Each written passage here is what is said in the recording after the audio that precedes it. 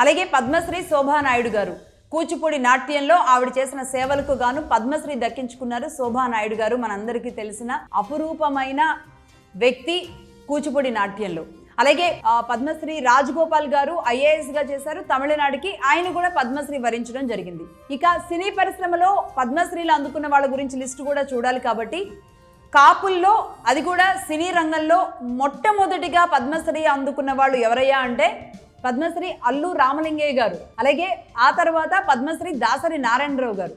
ఆ తర్వాత పద్మశ్రీ ద్వారం వెంకటస్వామి నాయుడు గారు. సంగీతానికి సంబంధించి ఆయన చేసిన సేవలకు గాను ఆయన్ని పద్మశ్రీ వరించింది.